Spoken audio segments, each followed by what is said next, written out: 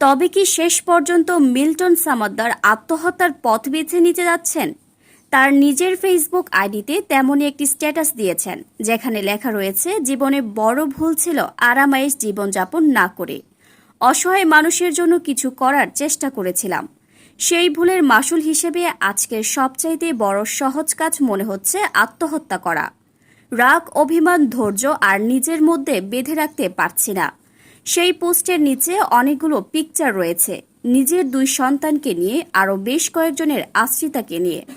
Milton Samaddar সামাজিক যোগাযোগ মাধ্যম ব্যবহারকারীদের কাছে পরিচিত একটি নাম। মানবতার সেবক হিসেবে তার 5টি ফেসবুক পেজে অনুসারী ফলোয়ার সংখ্যা প্রায় 2 কোটি। অসহায় মানুষের জন্য গড়ে তুলেছেন child and old age care নামের বৃদ্ধাশ্রম। রাস্তা থেকে অসুস্থ কিংবা ভবগুরুদের কুড়িয়ে সেখানে আশ্রয় দেন।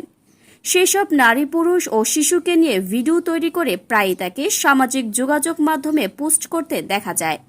মানুষের অসহায়ত্ব তুলে ধরে তাদের জন্য বিত্তবানদের কাছে সাহায্য প্রার্থনা করেন। তার আবেদনের সাড়াও মেলে প্রচুর।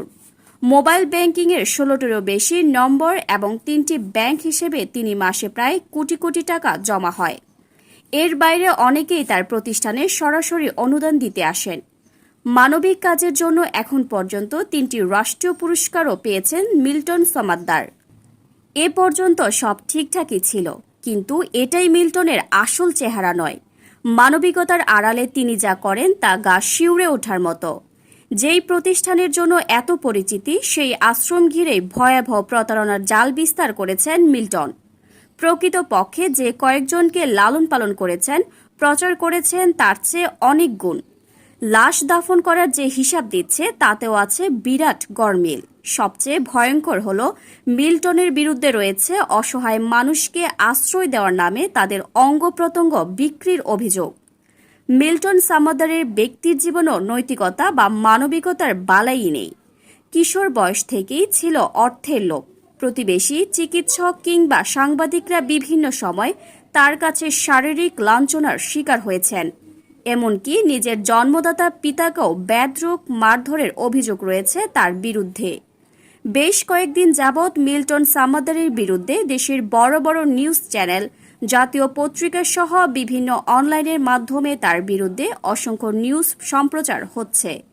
তারই কারণে কি মিল্টন সামাদ্দার ফেসবুক প্রোফাইলে এমন স্ট্যাটাস দিয়েছেন? কি করতে চাচ্ছেন মিল্টন সামাদ্দার? প্রশ্ন আপনাদের কাছে। মূলত মূল ঘটনায় যেহেতু এখন পর্যন্ত আইনিভাবে প্রকাশিত হয়নি, তাই কাউকে দোষী সাব্যস্ত করা যায় না।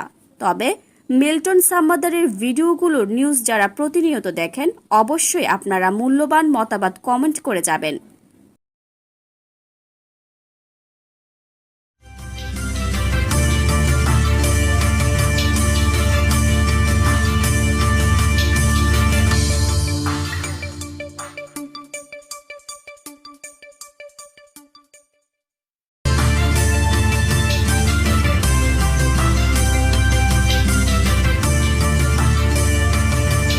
আপনারা দেখছেন এসকেটিভি নিউজ চ্যানেল, সত্যের সন্ধানে নিরন্তর পথ চলা